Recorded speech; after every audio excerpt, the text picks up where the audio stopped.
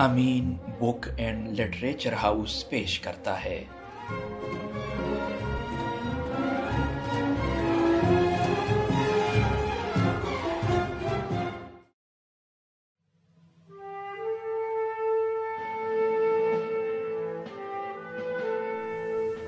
تیرواں باب، رمز نگاری۔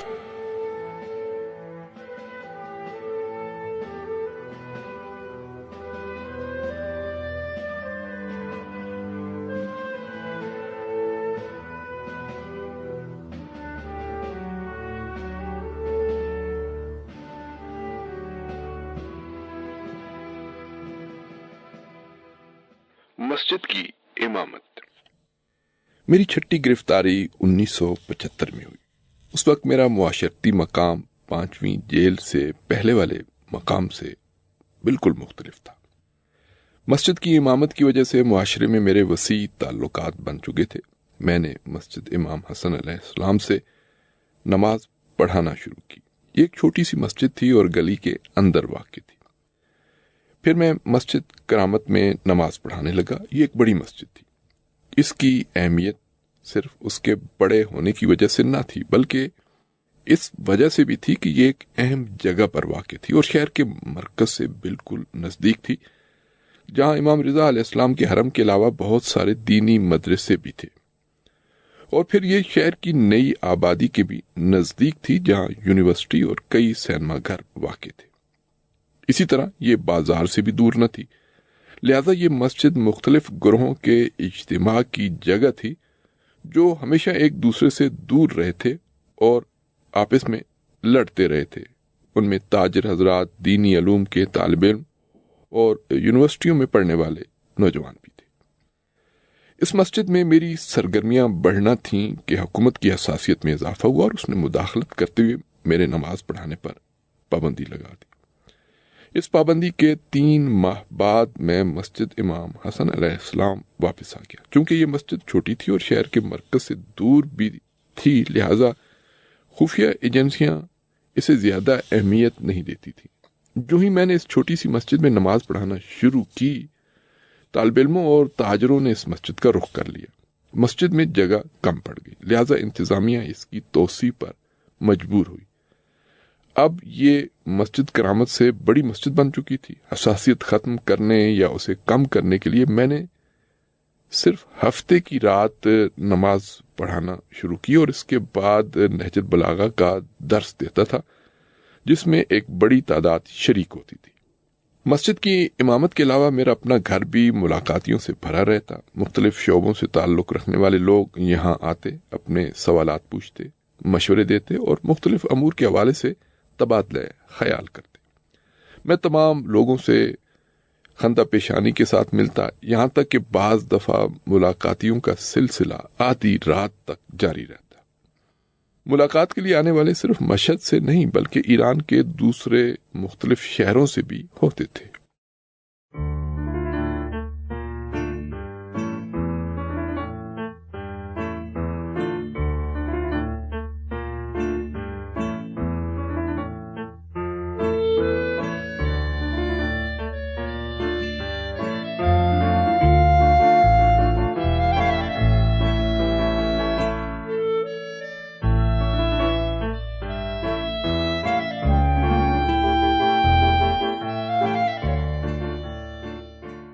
دروس اور مجالس۔ مجھے دارالحکومت تہران سمیت ملک کے مختلف شہروں سے لیکچرز کی دعوت ملتی تھی۔ بعض دعوتوں کو قبول کرتا تھا اور اکثر مواقع پر وقت کی کمی کی وجہ سے معذرت بھی کر لیتا۔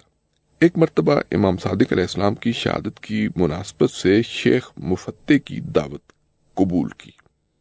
جب میں تہران سے واپس آیا تو شیخ مفتح گرفتار کر لیے گئے۔ مجھے ان کی گرفتاری کی توقع پہلے سے تھی۔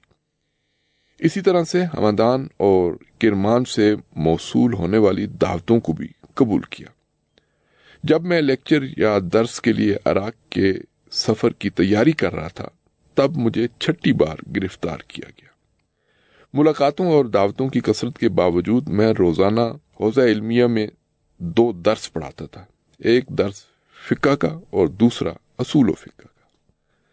ان درسوں کا آغاز تب ہوا جب میں 1964 میں کم سے واپس مشہد آیا۔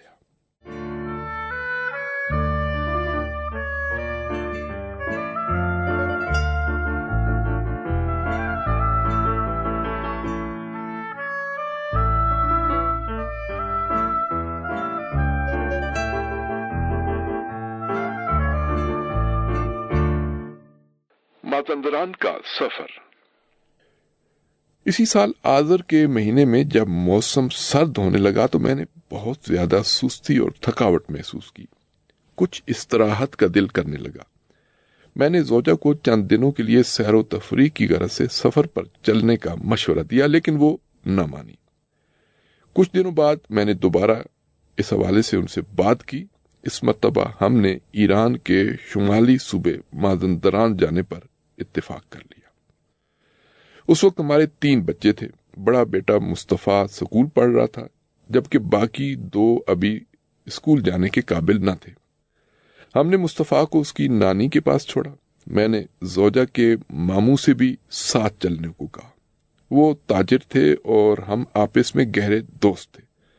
مصیبت اور مشکلات کے وقت وہ ہمیشہ میری مدد کرتے تھے۔ ان کی گاڑی بھی تھی اور وہ میری زوجہ کے محرم بھی تھے۔ وہ اپنی بیوی بچوں سمیت ہمارے ساتھ چلنے پر راضی ہو گئے۔ ہم مازندران کے لیے نکلے، جہاں ہم نے 3 دن گزارے۔ اس کے بعد میں نے فوراً مشہد لوٹنے پر اصرار کیا تاکہ ہفتے کی رات مسجد والی نشست میں پہنچ سکوں، لیکن ساواکیوں نے نشست سے پہلے ہی گھر پر چھاپا مارا، مجھے گرفتار کیا اور جیل لے گئے۔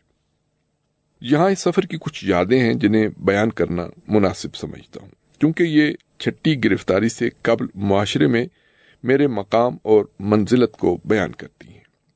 میں صبح مازندران کے صدر مقام ساری میں تھا۔ بیٹے مجتبیٰ کو لے کر مغرب سے کچھ دیر قبل شہر کی جامع مسجد گیا اور نماز کے انتظار میں مسجد کے ایک حال میں بیٹھ گیا۔ ایک جوان میرے نزدیک آیا، میری طرف غور سے دیکھا، سلام کیا اور بات کیے بغیر میرے قریب بیٹھ گیا۔ پھر ایک اور جوان آیا اور پہلے والے کے ساتھ بیٹھ گیا۔ پھر تیسرا آیا اور پھر چوتھا، یہاں تک کہ مغرب تک ان جوانوں کی تعداد 20 تک پہنچ گئی۔ مجھے ان سے ڈر لگنے لگا، لیکن ان سے کوئی بات نہ کی کیونکہ ممکن تھا یہ خفیہ ایجنسی کے لوگ ہوں۔ ان میں سے ایک نے مجھ سے پوچھا، آپ فلاں ہیں؟ میں نے کہا ہاں۔ پھر انہوں نے مجھ سے مطالبہ کیا کہ میں انہیں نماز پڑھاؤں۔ میں نے کہا مسجد کے حالوں میں مختلف جگہوں پر نماز جماعت ہو رہی ہے اور متعدد جماعتوں کا ہونا افسوسناک ہے، آپ ان میں کیوں شرکت نہیں کرتے؟ انہوں نے کہا ہم ان میں سے کسی امام جماعت کو نہیں مانتے۔ تمام ایرانی مومن جوانوں کی اس وقت یہی حالت تھی۔ وہ حکومت کے خلاف ڈٹ جانے والے اور قربانی دینے والے انقلابی علماء کو پسند کرتے تھے، جبکہ وہ علماء انہیں پسند نہ تھے جو ان کی اس فکر کے مخالف ہوں اور ان کی امیدوں کے مطابق اس طرح متحرک نہ ہوں، چاہے ان کے دلوں میں اسلامی تحریک کے لیے مثبت احساسات ہی کیوں نہ ہوں۔ جوان صرف اس بات پر قانے نہیں ہوتے تھے کہ علماء اچھے احساسات کے اظہار کریں، بلکہ وہ ان سے عملی اقدام، قربانی اور ڈٹ جانے کا مطالبہ کرتے تھے۔ میں نے ان سے کہا ہر رات آپ لوگوں کا معمول کیا ہے؟ انہوں نے کہا فلاں کے پیچھے نماز پڑھتے ہیں۔ وہ میرے ایک دوست تھے جن کا انہوں نے نام لیا۔ اب وہ تہران گئے ہوئے ہیں اور ان کا حال خالی ہے۔ وہ اصرار کر کے مجھے اس حال میں لے گئے۔ میں نے نماز جماعت پڑھائی، کچھ اور جوان بھی نماز میں شریک ہوئے۔ نماز کے بعد میں نمازیوں کی طرف متوجہ ہوا اور ان کے سامنے سورہ حمد کی تفسیر کے حوالے سے چند نکات بیان کیے۔ اس سورہ کے مفاہیم کو چند حصوں میں تقسیم کیا اور ہر قسم کی الگ تفسیر بیان کی۔ پھر اپنی بات ختم کی اور جانے کے لیے کھڑا ہوا۔ ان کا اصرار تھا کہ میں ان کے درمیان چند دن رہوں۔ انہوں نے کہا ہمارے مولانا تہران گئے ہوئے، ہمیں درس دینے اور نماز پڑھانے والا کوئی نہیں ہے۔ میں نے کہا ہفتے کی رات مشہد میں میرا درس ہوتا ہے جس کے لیے وہاں پہنچنا ضروری ہے۔ یہ سن کر انہیں افسوس ہوا اور کہا کاش ہمارے مولانا بھی ہمیں اتنی اہمیت دیتے جتنی آپ اپنی مسجد والوں کو دے رہے ہیں۔ وہ اکثر ہمیں چھوڑ کر اپنے کاموں کے لیے تہران چلے جاتے ہیں۔ میں اسی سفر کے دوران شاہی شہر، جسے اب قائم شہر کہا جاتا ہے، میں اپنے بیٹے مصطفیٰ کے ساتھ کتابوں کی ایک دکان پر گیا۔ میں کتاب کی ورق گردانی میں مشغول تھا کہ اتنے میں ایک جوان آیا اور مجھ سے پوچھا، آپ فلاں ہیں؟ میں نے گمان کیا کہ وہ ساواک کا اہلکار ہے، لیکن جب بات چیت چل نکلی تو مجھے اطمینان ہوا۔ اس دکان والے نے بھی مجھے پہچان لیا تھا۔ بحر خزر کی کچھ مچھلیاں لے کر ہم مشہد واپس آ گئے۔ جب ہم ساحل پر مچھیروں کے پاس سے گزر رہے تھے تو انہوں نے یہ مچھلیاں ہمیں تحفے میں دی۔ جو ہی انہوں نے ہمیں دیکھا، ان میں سے ایک تیزی سے ہماری طرف بڑھا اور اپنے شکار میں سے کچھ مچھلیاں ہمیں دیں۔ ہم نے ان کی قیمت ادا کرنے کی کوشش کی، لیکن اس نے انکار کیا۔ اس نے برکت کے حصول کے لیے ہمیں یہ مچھلیاں دی تھی۔ جب کوئی سید ان کے پاس سے گزرے اور وہ ان کے شکار میں شریک ہوں تو وہ اسے نیک شگون سمجھتے ہیں۔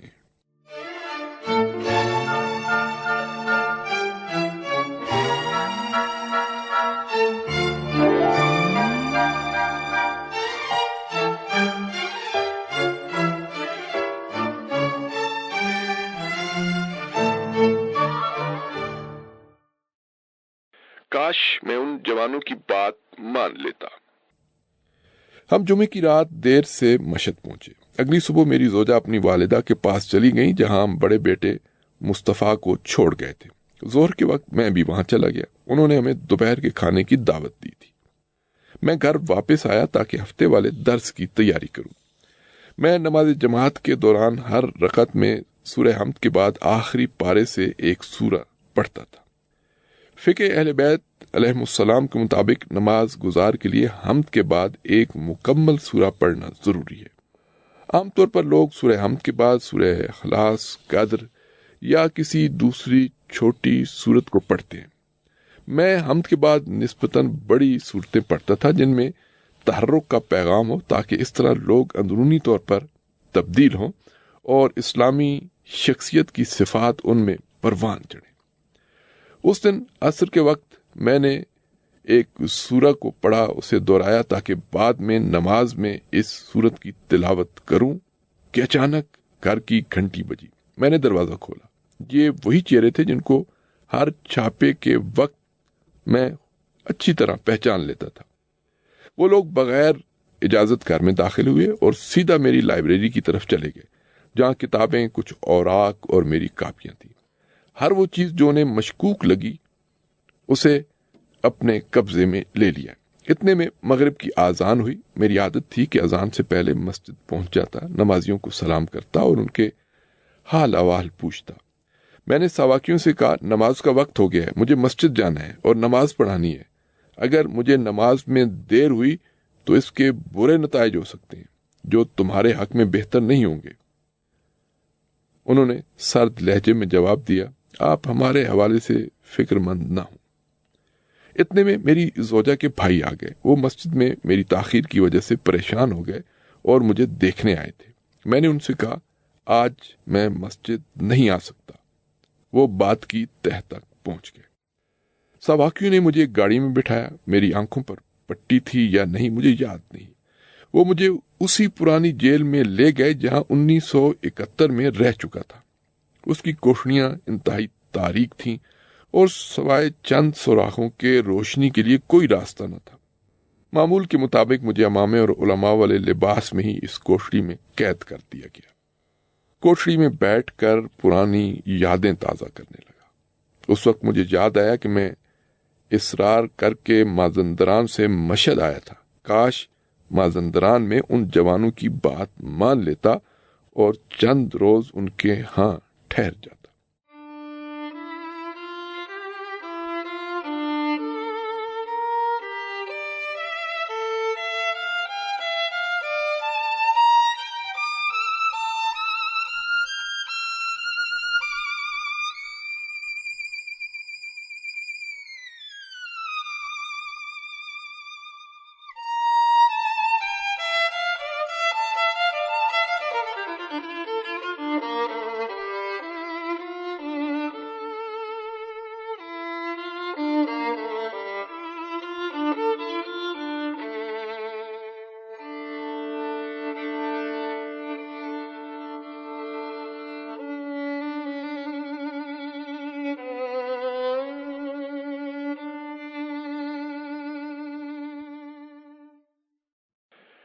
ریل گاڑی میں قیدی بن کر۔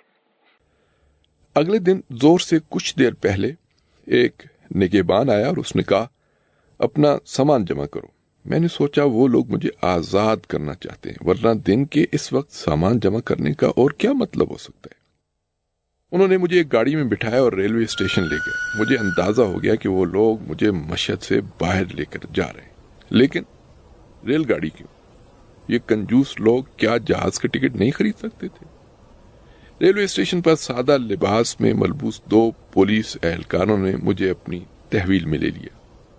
میں ان میں سے ایک کو جانتا تھا کیونکہ وہ ہمارے محلے میں رہتا تھا اور میں اسے ہر روز دیکھتا تھا۔ مجھے پہلے سے اندازہ تھا کہ وہ ایجنسی سے تعلق رکھتا ہے۔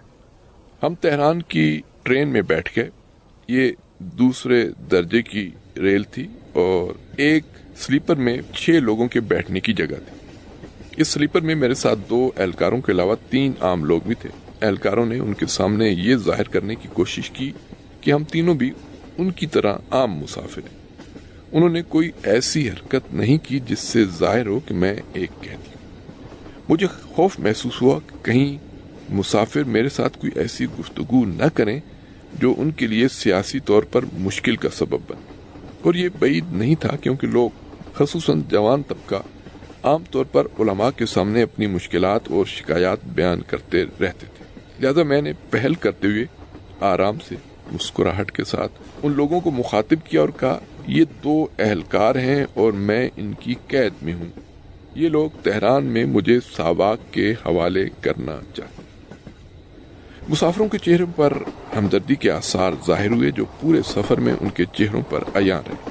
وہ مسلسل میری طرف دیکھتے جا رہے تھے اور ان کی آنکھیں درد اور غصے سے بھری ہوئی تھی۔ ہم صبح سویرے تہران ریلوے اسٹیشن پہنچے۔ یہ 2 اہلکار مجھے اسٹیشن پر موجود پولیس چوکی لے گئے اور وہاں کی پولیس کو اپنے کام سے متعلق خفیہ معلومات فراہم کی۔ انہوں نے فون پر رابطہ کیا اور تھوڑی دیر بعد کچھ افراد آئے اور مجھ سے ساتھ چلنے کا کہا۔ مجھے ایک گاڑی میں بٹھایا، میری آنکھوں پر پٹی باندھی اور میرے ساتھ سختی سے پیش آئے۔ گاڑی تہران کی سڑکوں پر چلنے لگی۔ جب بھی گاڑی رش کی وجہ سے رکتی وہ مجھے حکم دیتے کہ اپنا سر سامنے والی سیٹ پر رکھوں۔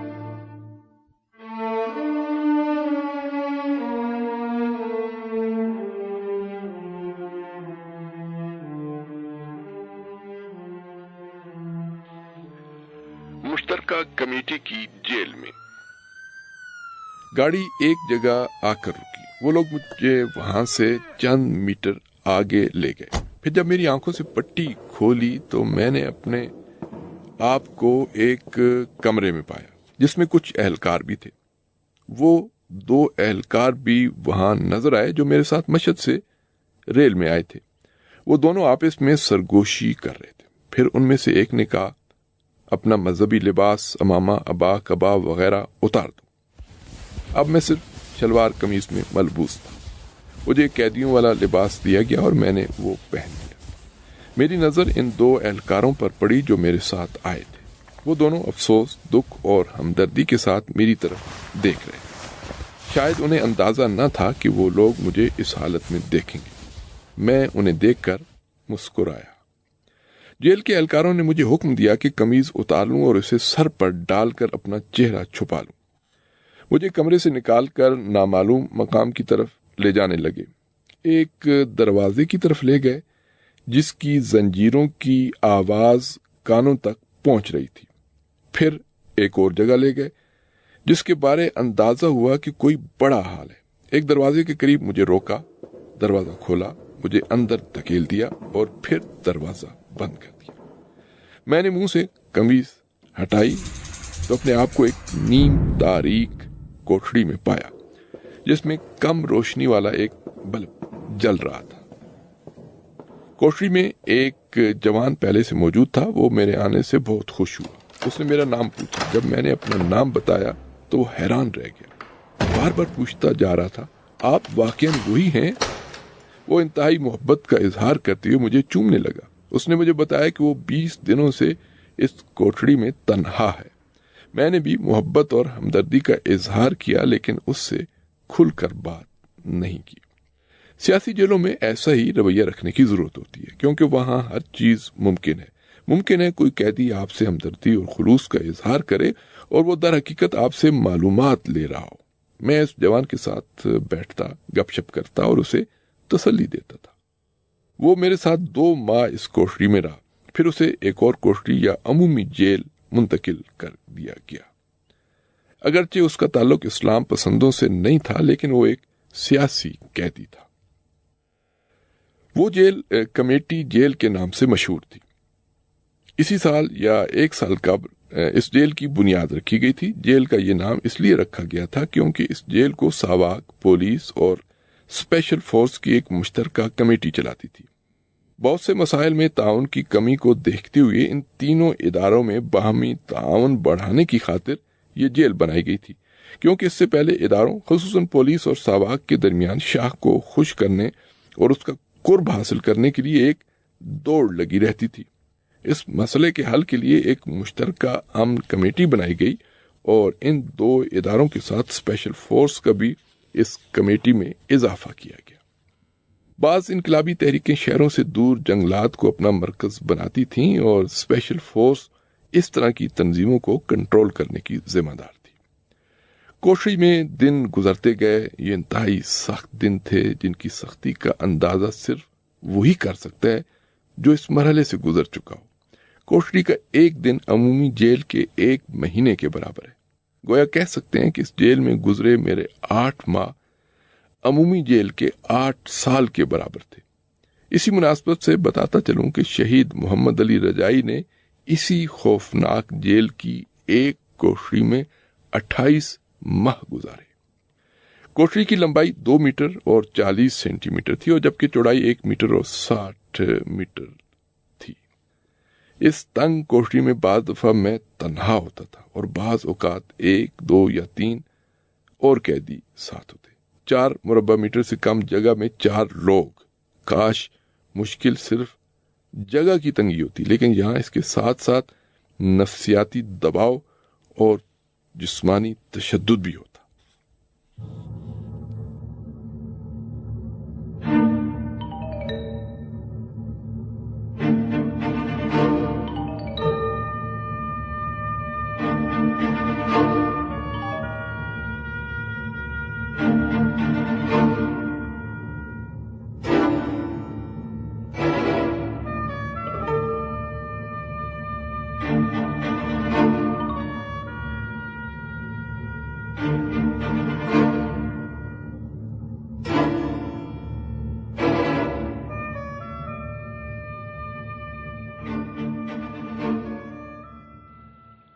قیدیوں کی چیخیں۔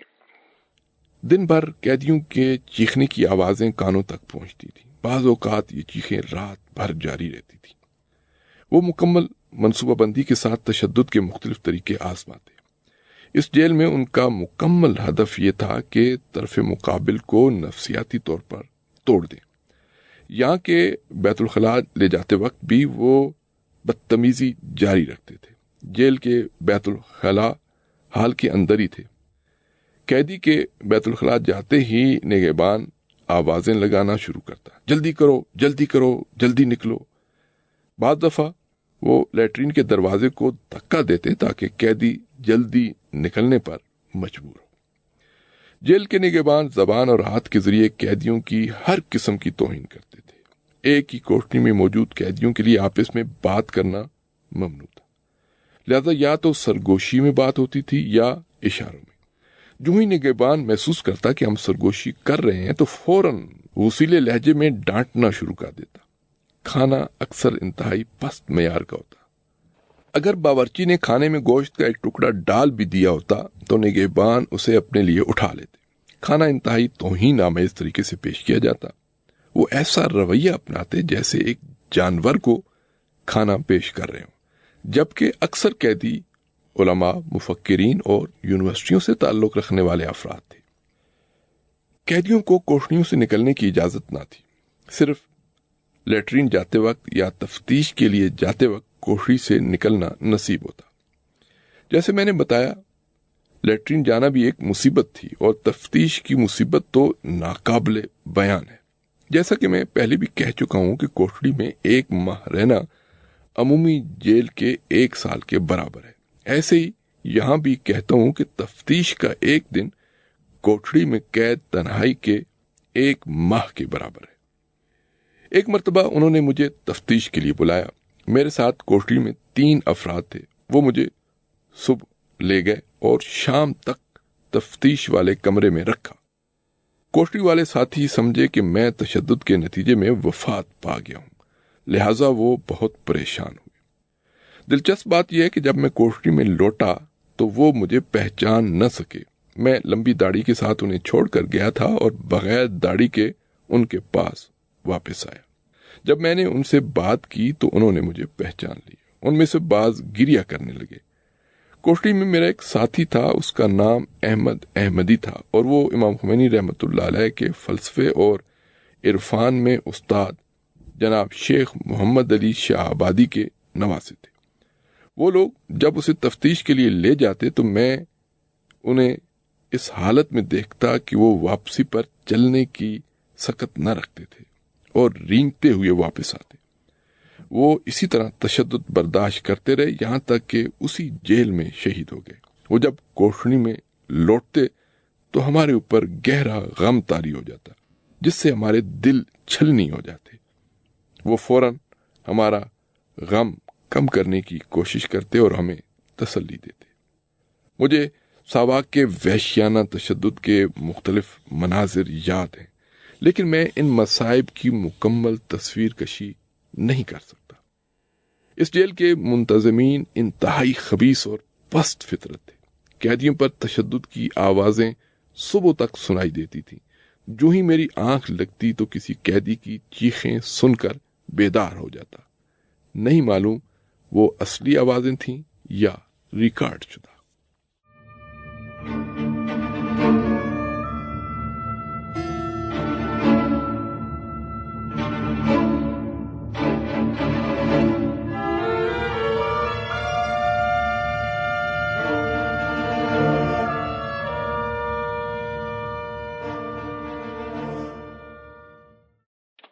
والدہ کی فکر۔ اس جیل میں مجھے سب سے زیادہ والدہ کی پریشانی تھی۔ جیسا کہ میں نے ذکر کیا، وہ شجاعت اور استقامت کے بلند مرتبے پر فائز تھیں، لیکن میری اس گرفتاری سے پہلے انہوں نے کچھ ایسی باتیں کی جن سے مجھے لگا کہ اپنے بیٹے کی مصیبتیں برداشت کرتے کرتے ان کا صبر ختم ہو چکا ہے۔ میں ایک دن ان کے گھر میں تھا، تب انہوں نے مجھ سے کہا، اگر تمہیں پھر گرفتار کیا گیا تو میں مر جاؤں گی۔ میں نے انہیں مطمئن کرنے کی کوشش کی اور کہا، اماں جان، مجھے کیوں گرفتار کریں گے؟ میں نے کون سا جرم کیا ہے؟ پھر اگر مجھے گرفتار کیا بھی جائے تو اس طرح کی سوچ کس لیے؟ ایسی باتیں کیوں جو آپ سے کبھی نہیں سنی؟ لیکن میں نے انہیں اپنی بات میں سنجیدہ پایا۔ جب سے میں قید ہوا تھا، والدہ کے یہ کلمات میرے کانوں میں گونج رہے تھے اور مجھے پریشان کیے جا رہے تھے۔ میں 6 ماہ تک اسی کیفیت میں مبتلا رہا۔ اس دوران مجھے والدہ کے بارے میں کوئی خبر نہیں ملی۔ 6 ماہ بعد انہوں نے مجھے صرف ایک فون کرنے کی اجازت دی۔ میں نے والد کے گھر فون کرنے کو ترجیح دی۔ والد نے فون اٹھایا۔ میں نے سب سے پہلے سوال کیا، والدہ کی طبیعت کیسی ہے؟ انہوں نے جواب دیا، وہ ٹھیک ہیں۔ میں نے کہا، وہ ابھی کہاں ہیں؟ انہوں نے کہا، وہ گھر سے باہر ہیں۔ میں مطمئن نہ ہوا۔ میں نے پوچھا، وہ کہاں گئی ہیں؟ انہوں نے کہا، وہ فلاں کے گھر مجلس میں گئی ہیں۔ مجھے یاد آیا کہ والدہ اس مجلس میں ہمیشہ جایا کرتی تھی۔ میں مطمئن ہو گیا اور سکھ کا سانس لیا۔ پھر میں نے بیوی بچوں کے بارے میں پوچھا۔ حقیقت یہ ہے کہ میں قوت بیان رکھنے کے باوجود اس جیل میں قیدیوں پر جو کچھ گزرتا تھا وہ بیان نہیں کر سکتا۔ میں نے اس جیل میں جو درندگی دیکھی آج تک اس جیسی نہ کبھی دیکھی اور نہ سنی۔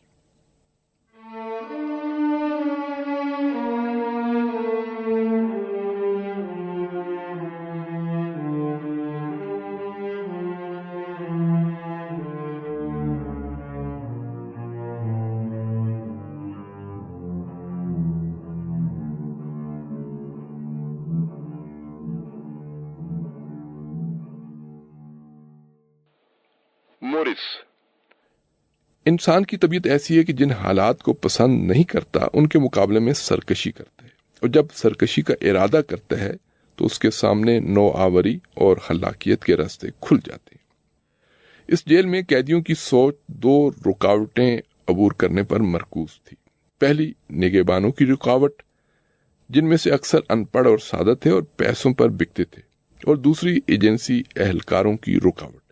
قیدی معمولاً پہلی رکاوٹ پر قابو پانے کے لیے منصوبہ بندی کرتے تھے اور اکثر اس میں کامیاب بھی ہو جاتے تھے۔ اس حوالے سے مجھے بہت سے دلچسپ واقعات یاد ہیں۔ جیسا کہ میں نے بتایا کہ ایک کوٹڑی میں قیدیوں کے لیے آپس میں بات کرنا ممنوع تھا، کہ جائے کہ دوسری کوٹڑی کے قیدیوں کے ساتھ۔ یہ ایک خطرناک کام تھا، کیونکہ اہلکاروں کی نظر میں اس کی وجہ سے تفتیش اور معلومات کے حصول کا عمل متاثر ہوتا تھا۔ خاص طور پر ان قیدیوں کے ساتھ زیادہ سختی کی جاتی تھی جو ایک ہی الزام میں پکڑے گئے ہوں۔ ان تمام خطرات کے باوجود قیدیوں نے بات چیت کے لیے مورس رمز نگاری یعنی کوڈ ورڈز کا سہارا لیا۔ میرے اور جناب محمد علی رجائی کی کوٹڑی کے درمیان ایک کوٹڑی کا فاصلہ تھا۔ میں ساتھ والی کوٹڑی کو مورس کوڈ ورڈز کے ذریعے مخاطب کرتا اور پیغام رجائی کی کوٹڑی تک جاتا، پھر وہاں سے جواب آتا۔ میں نے کوڈ ورڈز کی یہ زبان اسی جیل میں سیکھی۔ کہانی کچھ اس طرح سے شروع ہوتی ہے کہ میں ساتھ والی کوٹڑی سے دیوار پر ہاتھ مارنے کی آواز سنتا، لیکن مجھے اس سے کچھ سمجھ نہ آتا۔ مجھے اندازہ ہوا کہ وہ دیوار پر ہاتھ مار کر کچھ کہنا چاہ رہا ہے۔ ایک دن میں کوٹڑی کی دیوار کو غور سے دیکھ رہا تھا۔ عام طور پر قیدی یہ کام اس لیے کرتے ہیں تاکہ خود کو ایک نئی چیز میں مشغول کرے۔ میں نے دیوار پر قیدیوں کی یادیں، مزاحیہ تحریریں اور لطیفے پڑھے، اور جب میں نے غور سے دروازے کے ساتھ والی دیوار کو دیکھا کہ جس تک بمشکل روشنی پہنچ رہی تھی، تو وہاں حروف اور رموز کا ایک جدول نظر آیا۔ چونکہ میں حروف اور اعداد والے بعض علوم سے کچھ آشنائی رکھتا تھا، لہٰذا اس جدول کی زبان سمجھنے لگا۔ یہ کوڈ ورڈز یا رمزیہ زبان کے رموز تھے۔ میں نے انہیں سیکھنا شروع کر دیا اور اپنے ہمسائے کے دیوار پر ہاتھ مارنے کا مطلب سمجھنے لگا۔ پھر ایک مرتبہ میں نے آہستہ آہستہ اسے جواب دینے کی کوشش کی۔ ہمسایہ میرا جواب سمجھ گیا اور بہت خوش ہوا۔ میرے اور اس کے درمیان گفتگو شروع ہوئی۔ وہ جلدی اور مہارت کے ساتھ مجھے مخاطب کرتا اور میں آہستہ آہستہ اسے جواب دیتا۔ وہ میری مدد کرنے کی کوشش کرتا۔ جو ہی وہ کسی کلمے کے ایک یا دو حروف سنتا تو اشارہ کرتا کہ میں کلمہ سمجھ گیا ہوں، باقی حروف کی ضرورت نہیں ہے۔ وقت گزرنے کے ساتھ ساتھ میں اس رمزیہ زبان میں ماہر ہو گیا، یہاں تک کہ میں اس طرح کوڈ ورڈز کے ذریعے بات کرتا کہ میری کوٹڑی والے کو بھی پتہ نہ چلتا۔ میں دیوار کے ساتھ ٹیک لگا کے بیٹھتا اور اپنا ہاتھ کمر کے پیچھے رکھتا، پھر اپنے ناخن کے ساتھ دیوار پر مارتا۔ اس دوران میں بالکل عام انداز میں اپنی کوٹڑی کے ساتھی سے بات چیت کرتا اور اسے بالکل اندازہ نہ ہوتا کہ میں کوڈ ورڈ کے ذریعے ساتھ والی کوٹڑی میں موجود شخص سے بات کر رہا ہوں۔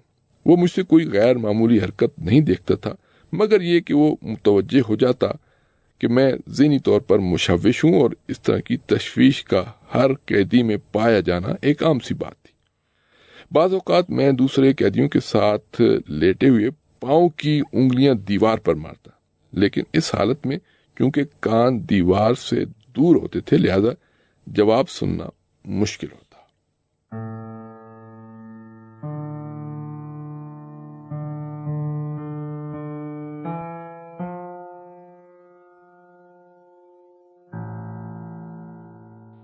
ذہین قیدی ہمسائے کے ساتھ تمام موضوعات پر گفتگو ہوتی تھی، مختلف امور کے بارے میں سوالات کا تبادلہ ہوتا تھا۔ کیا آج تمہیں تفتیش کے لیے لے کر گئے؟ تم نے آج کیا کیا؟ تم نے خواب میں کیا دیکھا؟ مجھے پتا چلا کہ وہ یونیورسٹی کا طالب علم ہے۔ اس سے زیادہ میں اس کے بارے کچھ نہیں جانتا تھا، یہاں تک کہ اس نے اپنا اصلی نام بھی مجھ سے چھپایا، اور یہ عام سی بات تھی۔ سیاسی قیدیوں کے لیے اپنی معلومات چھپانا ضروری ہوتا ہے۔ یہ جوان بہت ہی زندہ دل اور چالاک تھا، مختلف طریقوں سے کوشش کرتا کہ رضاکارانہ طور پر جیل کے بیت الخلا دھوئے۔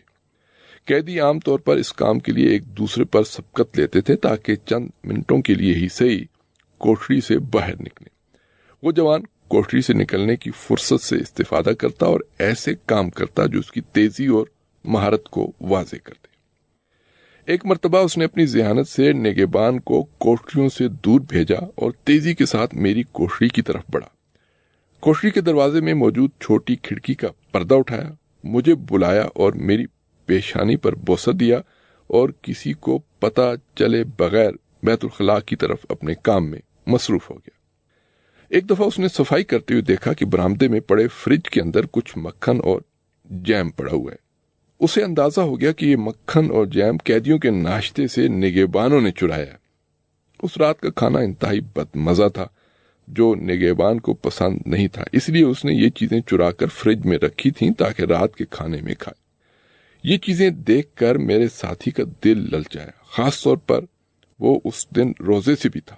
اس نے تیزی سے وہ چیزیں اٹھائیں اور اپنی کوٹری میں چلا گیا، اور مخصوص کوڈ ورڈز کے ذریعے مجھے اس سارے معاملے سے آگاہ کیا۔ میں نے اس سے کہا، مزے سے افطار میں یہ چیزیں کھاؤ۔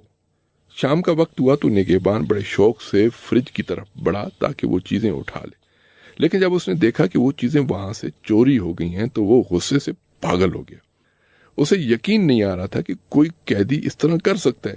اس نے دوسرے نگہبانوں سے پوچھا۔ جب اسے یقین ہو گیا کہ یہ کسی قیدی کا کام ہے تو اس نے تمام نگہبانوں کے ساتھ مل کر کوٹریوں کی تلاشی شروع کر دی۔ میرے ساتھی نے ان چیزوں میں سے کچھ حصہ کھا لیا تھا اور کچھ ابھی باقی تھا۔ اس نے خوف کے عالم میں مجھ سے رابطہ کیا اور پوچھا کہ بچے حصے کا کیا کریں۔ میں نے اسے کہا، جتنا کھا سکتے ہو کھا لو اور باقی حصہ چٹائی کے نیچے چھپا لو اور جرم کے آثار مٹا دو۔ کوٹریوں کی تلاشی مکمل ہوئی۔ میرے ساتھی کی کوٹری کی بھی تلاشی لی گئی، لیکن انہیں کوئی چیز نہیں ملی۔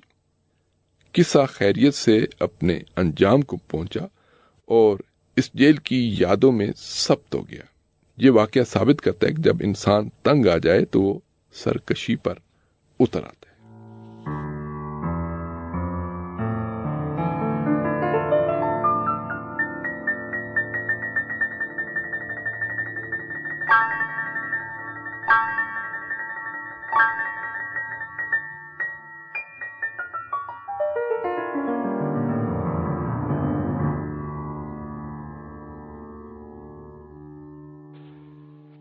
قیدی۔ میں اس کوٹری میں مختلف قسم کے افراد کے ساتھ رہا، جن میں مومن اور انقلابی جوان بھی تھے۔ ان میں سے ایک نیہاوند سے تعلق رکھنے والا جوان تھا جو ابو ذر پارٹی کا کارکن تھا۔ اس پارٹی کا ایک مرتبہ مکمل خاتمہ کیا گیا، پھر نیہاوند شہر کے جوانوں نے اس کی از سر نو بنیاد رکھی۔ میں نے خصوصی طور پر اس جوان کا تذکرہ کیا کیونکہ کچھ عرصہ پہلے میں نے اسے دیکھا تھا۔ ایک گروہ مجھ سے ملنے آیا تھا تو میں نے ان کا نام پوچھا۔ ان میں سے ایک نے اس جوان کا بھی نام لیا۔ میں یہ نام سن کر تھوڑی دیر رکا، پھر مجھے یاد آیا کہ وہ میرا کوٹری کا ساتھی ہے۔ اس کوٹری میں میرے ساتھ رہنے والوں میں کچھ کمیونسٹ بھی تھے۔ ان میں ایک جوان تھا جس نے نہیں بتایا کہ وہ کمیونسٹ ہے۔ وہ جس وقت ہماری کوٹری میں آیا تو ہم پہلے سے 3 افراد وہاں موجود تھے، اسے ملا کر 4 ہو گئے۔ وہ اس طرح کوٹری میں آیا جیسے اسے یہاں نہیں رہنا بلکہ فوراً چلے جانا ہے۔ جب میں نے اس کا تعارف پوچھا تو اس نے کوئی واضح جواب نہیں دیا اور غیر ضروری باتیں کرنے لگا۔ میں نے محسوس کیا وہ ذاتی طور پر ایک اچھا انسان ہے۔ ایک دن اس سے کہا، میں آپ میں دین کی طرف رغبت دیکھتا ہوں۔ زیادہ عرصہ نہیں گزرا تھا کہ اسے کوٹری سے نکال کر کہیں لے گئے جس کا ہمیں علم نہیں تھا۔ انقلاب سے کچھ عرصہ پہلے اس نے فون پر مجھ سے رابطہ کیا اور کہا میں فلاں اخبار میں کام کرتا ہوں، اور اس جملے کو بار بار دہرایا جو میں نے اسے جیل میں کہا تھا۔ پھر مجھے پتا چلا کہ وہ کمیونسٹ پارٹی کا رکن ہے۔ ہمیں بعد میں ایسے کاغذات ملے جن سے ثابت ہوتا تھا کہ وہ ساواک سے تعلق رکھتا تھا۔ کمیونسٹ پارٹی کے خلاف کارروائی کے دوران یہ جوان گرفتار ہوا۔ اس کی بیوی مجھے خط لکھ کر اس کی رہائی کا مطالبہ کرتی تھی اور وہ جملہ یاد دلاتی تھی جو میں نے اس کے شوہر سے جیل میں کہا تھا۔ وہ کچھ عرصہ قید رہا اور پھر رہا کر دیا گیا۔ کمیونسٹ اپنے خبث باطن اور دین دشمنی میں ایک جیسے نہیں ہوتے۔ یہ جوان دین کے خلاف زیادہ تعصب نہیں رکھتا تھا، لیکن اس کوٹڑی میں میرا واسطہ ایک ایسے کمیونسٹ سے پڑا جو انتہائی پست، دین دشمن اور بد اخلاق تھا۔ جب اس شخص کو کوٹڑی میں لایا گیا تو میں دوسرے قیدیوں کے ساتھ بیٹھ کر مغرب کی تاکیبات پڑھ رہا تھا۔ جیل میں میری عادت تھی کہ نماز پڑھتے وقت اپنے کسی سفید کپڑے کے ساتھ امامہ باندھتا اور عبا کے بدلے کمبل اوڑھتا تھا۔ کوٹڑی کی تاریکی میں مجھے دیکھنے والا یہ سمجھتا تھا کہ میں علماء کے لباس میں ملبوس ہوں۔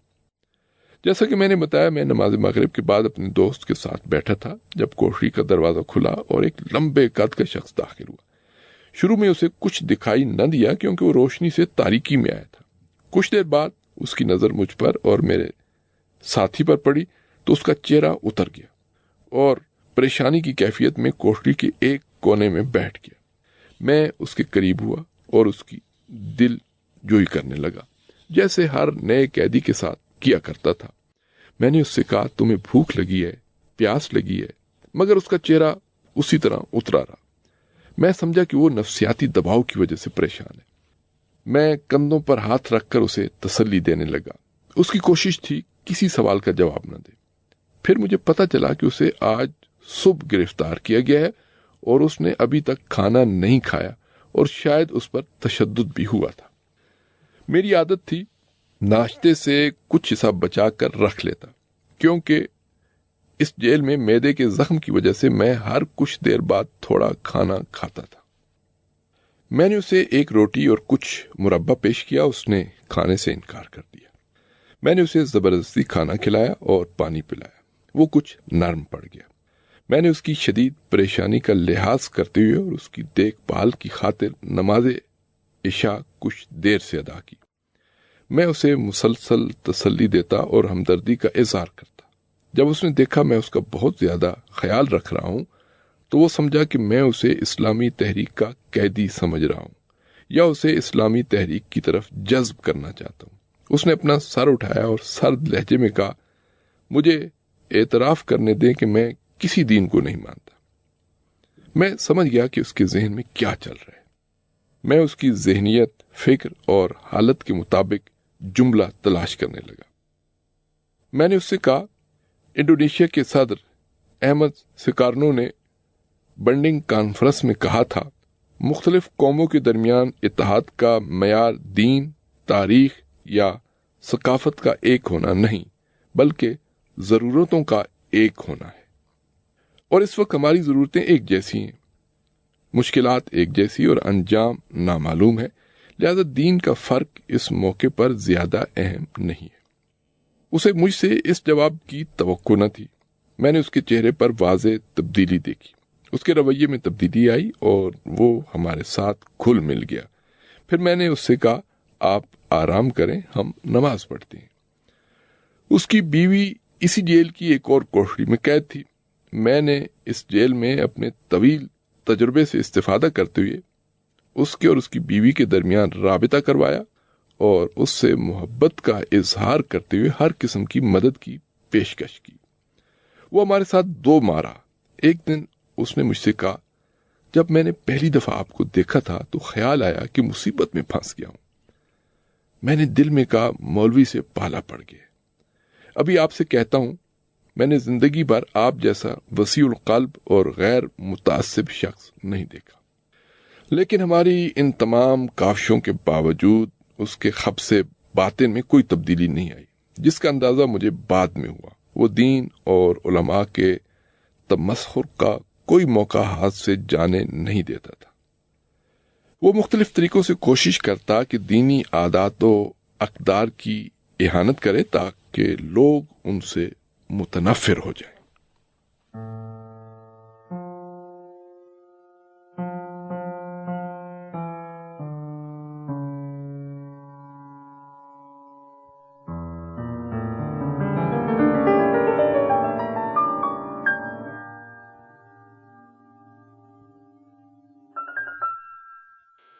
میں نے بھی تم جیسا کوئی نہیں دیکھا۔ مجھے یاد ہے کہ ایک دن میرے پیٹ میں شدید درد تھا اور مجھے مسلسل بیت الخلاء جانے کی ضرورت محسوس ہو رہی تھی۔ جیل کے قوانین کے مطابق ایک دن میں صرف 3 مرتبہ بیت الخلاء جانے کی اجازت ہوتی تھی اور بعض اوقات صرف 1 یا 2 مرتبہ۔ جس دن میں پیٹ درد میں مبتلا تھا، خوش قسمتی سے نگہبان کچھ نرم مزاج تھا۔ اس نے کئی مرتبہ میرے لیے کوٹھری کا دروازہ کھولا اور لیٹرین جاتے وقت میرا پیچھا بھی نہیں کیا، بلکہ کوٹھری کے دروازے پر ہی میرا انتظار کرتا رہا۔ میں ایک مرتبہ لیٹرین سے واپس آ رہا تھا تو میں نے دیکھا کہ میرا ساتھی قیدی اس کمیونسٹ کو مار رہا تھا اور اسے زمین پر گرائے ہوا تھا۔ مجھے پتا چلا کہ اس بد اخلاق شخص نے نگہبان کے سامنے میرا تمسخر اڑایا تھا۔ نگہبان کے سامنے ایک قیدی کی طرف سے دوسرے قیدی کا مذاق اڑانا قیدیوں کے نزدیک ناقابل معافی جرم تھا۔ ایک دفعہ میں نے اس سے کہا، تمہیں یاد ہے تم نے مجھ سے کہا تھا میں نے پوری زندگی میں تمہارے جیسا غیر متعصب اور وسیع القلب شخص نہیں دیکھا۔ اس نے کہا، ہاں۔ میں نے کہا، میں بھی تم سے آج کہتا ہوں میں نے تم جیسا متعصب اور کینہ پرور شخص نہیں دیکھا۔ حقیقت یہ ہے کہ اس کے ساتھ میرا یہ رویہ میرے عقیدے کا تقاضا تھا اور وہ اپنے عقیدے کے مطابق عمل کر رہا تھا۔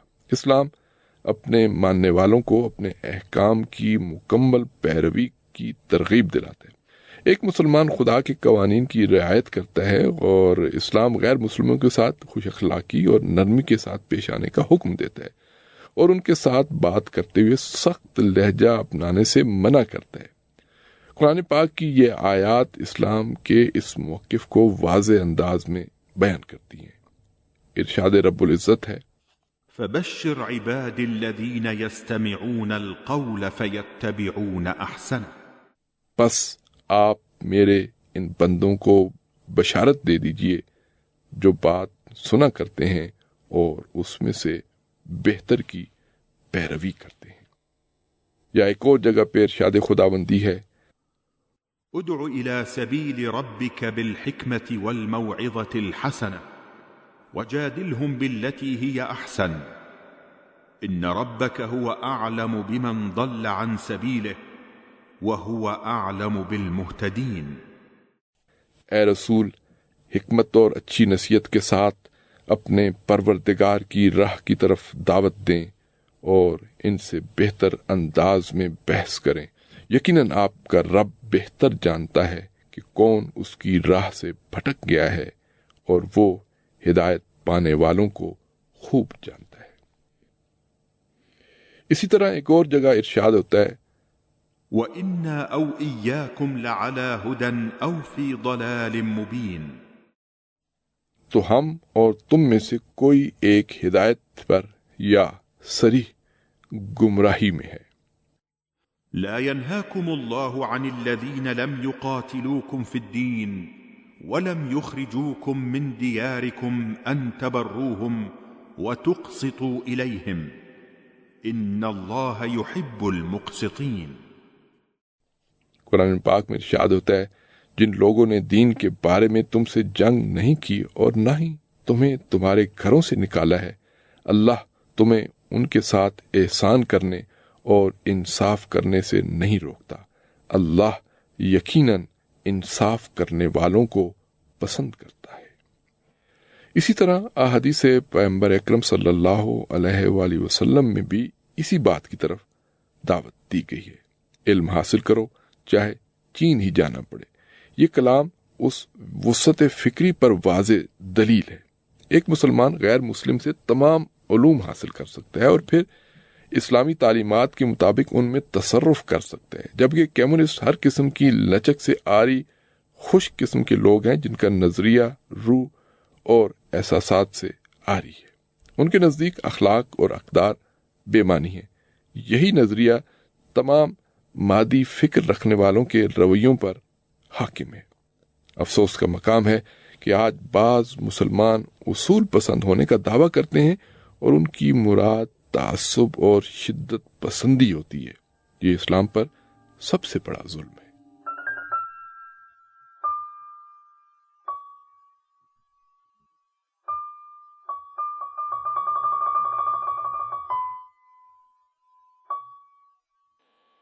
روشنی کی کرن۔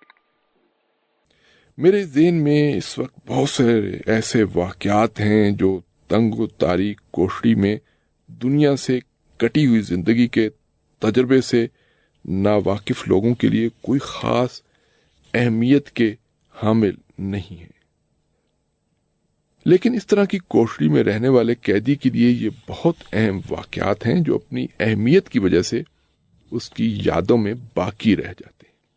ان واقعات میں سے ایک سورج کی ایک کرن کا کوٹڑی میں داخل ہونا تھا۔ ایک دن میں متوجہ ہوا کہ ایک مدھم سی روشنی کوٹڑی کی کھڑکی پر موجود گرد و غبار اور تمام تر رکاوٹوں کو عبور کرتے ہوئے کوٹڑی کے اندر داخل ہوئی۔ میں خوشی سے خود پر قابو نہ پا سکا اور اونچی آواز سے پکارا، سب دیکھو، خوشخبری، سورج، سورج۔ ہماری آنکھیں اسی روشنی پر ٹھہر گئیں جو ہمیں باہر کی آزاد فضا سے ملا رہی تھی۔ ہم خوشی کے ساتھ اسی روشنی کو دیکھتے رہے یہاں تک کہ وہ آدھے گھنٹے یا اس سے کم مدت میں غائب ہو گئی۔ اگلے دن روشنی کچھ زیادہ تھی اور زیادہ دیر تک کوٹڑی کو روشن کرتی رہی۔ یہ سلسلہ چند ہفتوں تک جاری رہا، یہاں تک کہ سورج ایک ایسے زاویے میں چلا گیا جہاں سے اس کی یہ مختصر عطا ہم سے چھن گئی۔ ایک دن میں چڑیوں کی آواز پر بیدار ہوا جو کوٹڑی کے باہر چہچہا رہی تھی۔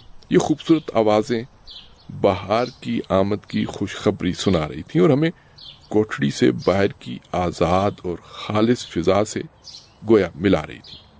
ہمیں اندازہ ہوا کہ کوٹڑی کی پشت پر کچھ درخت ہیں اور شاید ان پر تازہ پتے نکلے ہیں، کونپلیں نکلی ہیں جو فضا کو خوشگوار بنا رہی ہیں، اور یہ چڑیاں ان کے گیت گا رہی ہیں۔ چڑیوں کی آوازوں کی وجہ سے ہمارے ذہن میں یہ سارے خوبصورت مناظر ایجاد ہو رہے تھے۔ ان آوازوں نے ہمیں ان مشکل اوقات میں خوشی فراہم کی اور ہمیں لذت کا احساس دلایا۔ ابھی تک اس جیل کی ایک بات جو اکثر مجھے یاد آتی ہے وہ صبح کی اذان کی آواز ہے۔ وہ انتہائی دھیمی آواز تھی جو یقیناً کہیں دور سے آتی تھی۔ اذان کی یہ آواز فجر کے وقت شہر کے سکون اور صاف ہوا کی وجہ سے کوٹڑی تک پہنچ پاتی تھی۔ میرے کان پورے شوق کے ساتھ اس آواز کو سنتے اور یہ آواز میرے اندر ایک ایسی لذت پیدا کرتی جس کی چاشنی آج بھی باقی ہے۔ آواز کے دور سے آنے کی وجہ سے میں بعض کلمات کو واضح طور پر نہ سن پاتا، لیکن ہر صبح میں اس آواز کا انتظار کرتا اور اسے غور سے سنتا۔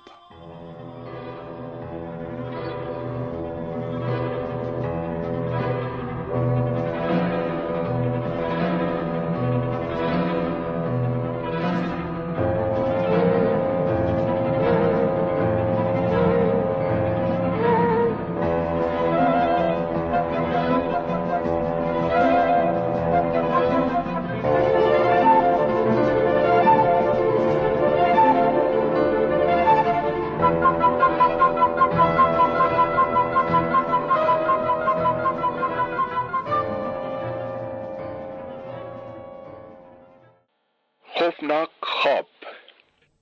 اس جیل میں ہر چیز کی اپنی اہمیت تھی اور ہر بات کی اپنی دلیل۔ وہاں کی ہر بات تنگ و تعریف کوٹڑی کی ایک زندگی کی ایک اہم یاد بن جاتی تھی۔ ان میں سے ایک چیز خواب تھے۔ ہم اپنے وقت کا ایک حصہ ایک دوسرے کو اپنے خواب سنانے میں صرف کرتے تھے۔ میں نے اس جیل میں بہت سے حیرت انگیز خواب دیکھے جن میں سے چند آپ کے سامنے بیان کرتا ہوں۔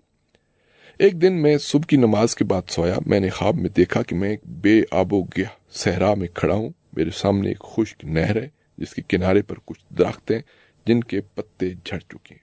پھر اچانک دور سے ایک بڑا اور خوفناک کتا بھونکتے ہوئے میری طرف آتا ہے۔ میرے اور اس کتے کے درمیان نہر کا فاصلہ تھا۔ مجھ پر شدید خوف طاری تھا اور میں حیرت میں کھڑا سوچ رہا تھا کہ اب کیا کروں۔ میں دائیں بائیں کوئی پناہ ڈھونڈنے لگا لیکن وہاں کوئی پناہ گاہ نہ تھی۔ جو ہی کتا مجھ سے 10 میٹر کے فاصلے پر پہنچا اس کی سرعت کم ہو گئی، پھر آہستہ آہستہ اس کی آواز کم ہوئی، یہاں تک کہ وہ آرام سے زبان نکال کر میرے سامنے بیٹھ گیا۔ پھر وہ مجھے چھوڑ کر وہاں سے چلا گیا۔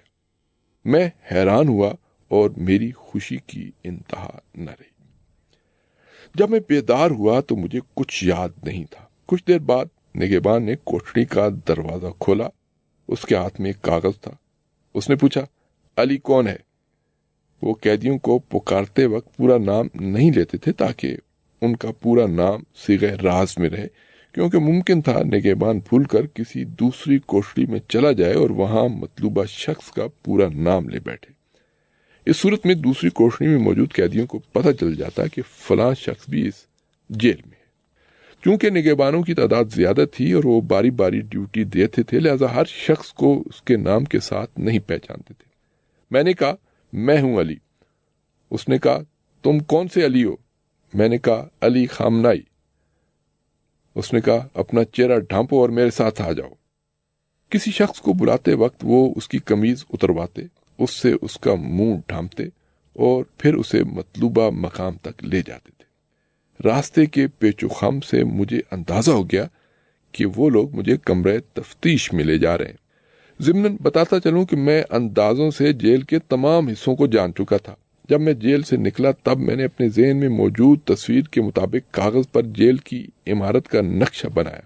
پھر جب انقلاب کے بعد میں نے اس جیل کا دورہ کیا تو وہ تقریباً ویسے ہی تھی جیسے میں نے ذہن میں اس کا خاکہ بنایا تھا۔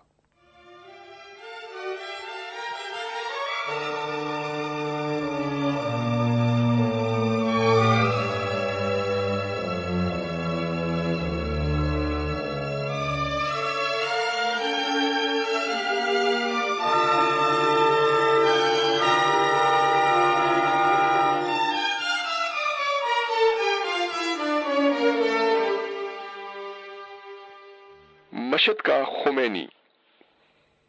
وہ اہلکار مجھے کمرے میں لے گیا، کرسی پر بٹھایا اور کہا، سر اٹھاؤ۔ اس جملے کا مطلب تھا کہ سر سے کپڑا اتارو۔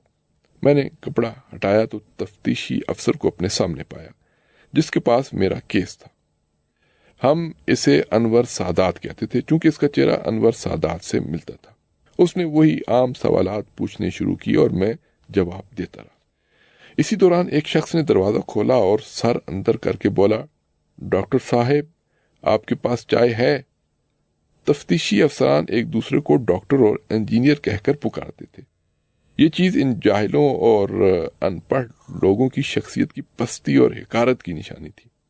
اور پھر سوال بھی چائے کے بارے میں۔ ان کی یہ عادت میں پہلے سے جانتا تھا۔ پوچھنے والا ایسے اظہار کرتا گویا وہ بغیر کسی ارادے کے معمول کے مطابق کمرے میں داخل ہوا ہے۔ وہ داخل ہوا اور گویا مجھے دیکھ کر چونک گیا، کہنے لگا، یہ کیا ہے؟ جیل میں یہ مشہور سوال تھا کیونکہ میں نے کسی تفتیشی افسر کو قیدی کے بارے میں یہ کہتے ہوئے نہیں سنا کہ یہ کون ہے۔ تفتیشی افسر نے جواب دیا، یہ خامنائی ہے، مشہد سے۔ اندر آنے والا شخص میرا نام سن کر حیران ہو گیا، بولا، عجب، یہ ہے جو مشہد کا خمینی بننا چاہتا ہے۔ یہ جملہ میری فائل میں کئی بار تحریر تھا۔ یہ چاہتا ہے کہ مشہد کا خمینی بنے۔ اس نے مزید کہا، ڈاکٹر یہ خطرناک شخص ہے۔ پھر اس نے اپنا سر ہلایا اور مجھے مخاطب کر کے کہا، خامنائی تم یہاں سے بچ کر نہیں جاؤ گے۔ پھر کہا، میں تم سے تقیہ اور توریہ کا معنی پوچھتا ہوں۔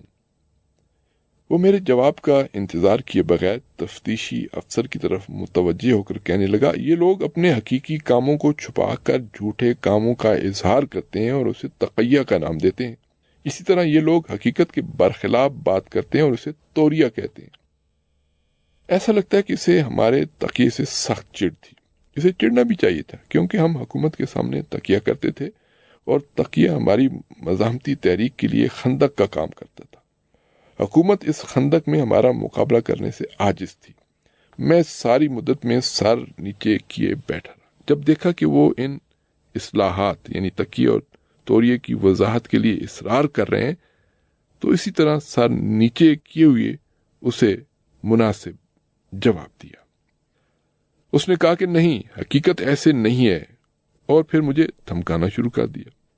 اس شخص کے کمرے میں داخل ہوتے ہوئے مجھے اس سے خوف محسوس ہوا تھا، کیونکہ میں نے جان لیا تھا کہ یہ شخص مجھے تکلیف پہنچانے کی ذمہ داری نبھانے آیا ہے۔ جب اس کی دھمکیاں بڑھیں تو میرا خوف بھی بڑھنے لگا۔ اسی اثناء میں میں نے اپنا سر اٹھایا اور عجیب منظر دیکھا۔ یہ وہی کتا تھا جسے میں نے رات خواب میں دیکھا تھا۔ تمام تر تفصیلات کے ساتھ اس خواب کے مناظر میرے ذہن میں آنے لگے۔ کتے کا میری طرف دوڑنا، اس کا مسلسل زور زور سے بھونکنا، پھر اس کا مجھے کوئی نقصان پہنچائے بغیر رک جانا۔ میں اچانک ایک عجیب اطمینان اور مکمل سکون محسوس کرنے لگا۔ مجھے یقین ہو گیا کہ یہ شخص مجھے کوئی نقصان نہیں پہنچائے گا، اور اسی طرح ہوا۔ یہ تفتیش کئی گھنٹے جاری رہی، جس دوران ان دونوں کے اور ساتھی بھی ان کے ساتھ شامل ہوئے اور ان کی تعداد 9 تک پہنچ گئی۔ ان سب نے مجھے چاروں طرف سے گھیر لیا، لیکن مجھے کوئی نقصان نہیں پہنچایا۔ میں نے بعد میں اسے پہچانا، اس کا نام کمالی تھا۔ انقلاب کے بعد اس کا دلچسپ قصہ ہے، جس سے معلوم ہوتا ہے کہ لوگوں کو تکلیف دینے میں اس کا بڑا حصہ تھا۔ وہ بھاگ کر نظروں سے اوجھل ہو گیا، روپوش ہو گیا۔ پھر چند ماہ بعد وہ خود اوین جیل کی منتظمین سے ملنے کے لیے آیا اور اپنی تنخواہ کا مطالبہ کرنے لگا، جو چند ماہ سے اسے نہیں ملی تھی۔ اس نے اپنا تعارف کروایا، انہوں نے خوش آمدید کہا، اسے اندر لے گئے اور اس سے تفتیش کی۔ اس کے خلاف علل اعلان مقدمہ چلایا گیا، جسے ٹیلی ویژن پر بھی نشر کیا گیا۔ عدالت نے مجھ سے اس کے متعلق گواہی دینے کا مطالبہ کیا، لیکن میں نے انکار کیا، کیونکہ اس نے مجھے کوئی تکلیف نہیں پہنچائی تھی۔ کچھ دوسرے لوگ عدالت گئے اور اس کے خلاف گواہی دی، اور بالآخر اسے سزائے موت ہوئی۔ اس تفتیش کے بعد اور بھی کئی مرتبہ مجھے تفتیش کے لیے بلایا گیا، جن میں بعض اوقات نفسیاتی ٹارچر، داڑھی مڑنے اور جسمانی ٹارچر جیسی اذیتوں کا سامنا کرنا پڑا۔ تفتیش کرنے والوں کی عادت تھی کہ اگر زیادہ دیر تفتیش کے باوجود قیدی استقامت دکھاتا رہے تو قیدی کو نفسیاتی طور پر ٹارچر کرتے تھے۔ وہ 5، 6 یا اس سے زیادہ لوگ تفتیش والے کمرے میں اکٹھے ہو جاتے، قیدی کو چاروں طرف سے گھیر لیتے، اسے برا بھلا کہتے اور اس کی اہانت کرتے۔ یقیناً اصل تفتیش کرنے والا ایک ہوتا تھا، جبکہ باقی لوگ ایک ایک کر کے کمرے میں داخل ہوتے تھے۔ وہ لوگ ایسے ظاہر کرتے تھے جیسے ان کا کمرے میں داخل ہونا بغیر کسی ارادے کے ہو، اور سب کا مشترکہ طریقہ وہی ڈاکٹر صاحب سے چائے مانگنا ہوتا تھا۔ انہوں نے کئی مرتبہ مجھے اس طرح گھیرا، میں ان کے سوالات کا بغیر کسی تردید کے جواب دیتا تھا، کوشش کرتا تھا کہ ایسے جوابات نہ دوں جو میرے لیے مشکلات کھڑی کریں۔ ایک مرتبہ تفتیش کے دوران کوچ اصفہانی نامی تفتیشی افسر نے متکبرانہ اور توہین آمیز لہجے میں مجھ سے پوچھا، سید سعیدی کو جانتے ہو؟ میں نے کہا جی ہاں، وہ میرے دوست ہیں۔ یہ بات ساواک والوں سے پوشیدہ نہیں تھی، کیونکہ ہم دونوں خراسان سے تھے۔ پھر اس نے کہا، تمہیں معلوم ہے کہ وہ جیل میں فوت ہوا ہے؟ میں نے کہا جی ہاں۔ اس نے کہا، کیا جانتے ہو کہ اس کی تفتیش بھی اسی کمرے میں ہوئی تھی؟ البتہ اس کا یہ سوال جھوٹ پر مبنی تھا۔ میں خاموش ہو گیا۔ اس نے بات جاری رکھتے ہوئے کہا، میں نے سعیدی سے کہا تھا تمہارے پاس جو معلومات ہیں اگل دو۔ اس نے جواب دیا کہ میں قرآن سے استخارہ کروں گا، اگر جواب دینے میں مصلحت ہوئی تو جواب دوں گا، ورنہ نہیں۔ میں نے سعیدی سے کہا، یہ استخارہ نہیں، بدشگونی ہے۔ اس نے میری بات نہیں مانی، اور پھر اس کے ساتھ وہی ہوا جو ہونا چاہیے تھا۔ یہاں کوچ اصفہانی تھوڑی دیر خاموش ہوا، پھر اپنی جگہ سے اٹھا اور میرے قریب آیا۔ اس نے قلم کا ایک سرا پکڑا اور دوسرا سرا میرے سر پر مارنے لگا، جیسے متکبر استاد اپنے شاگردوں کے ساتھ کرتے ہیں۔ پھر اس نے کہا، سید یہ بدشگونی ہے، بدشگونی۔ میں اس کی حماقت، جھوٹ اور مجھے ڈرانے کے لیے مصنوعی منظر کشی پر دل ہی دل میں ہنسا۔ اس کی باتوں کا مجھ پر ذرا برابر بھی اثر نہیں ہوا۔